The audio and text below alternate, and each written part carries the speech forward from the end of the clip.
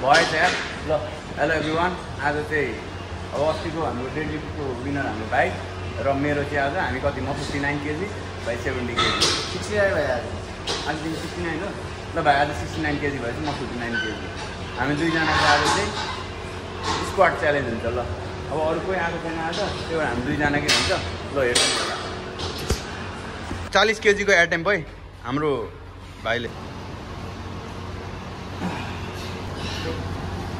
ल हामीले चाहिँ अब 40 किलोको हानेको थियौँ पार नगरिकन।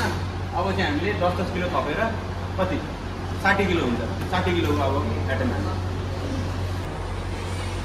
यस 60 केजी। ल ल दामी भयो। 17 किलोको एटेम्प हाम्रो भाइले। ल 80 किलोको एटेम्प है। यो सक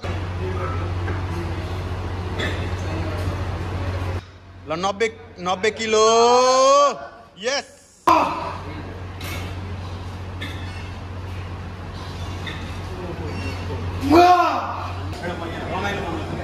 ल अब हामी दुईजनामा होइन, अब 100 किलोको एटेम्प भाइले हामीलाई देख्छ, कसले जित्छ जस्तो लाग्छ हेर्दै गर्नु। कति जित्छ भाइले? अस्ति डेडलिफ्टमा मलाई जितेको छ। ल हेर्दै 100 किलोको एटेम्प है।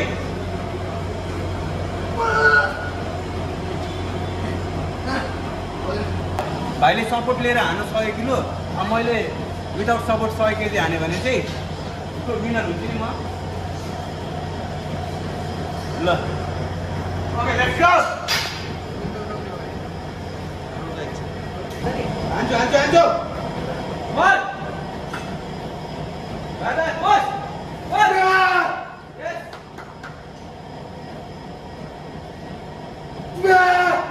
आज चाहिँ बल्ल जिते यार मैले। By by.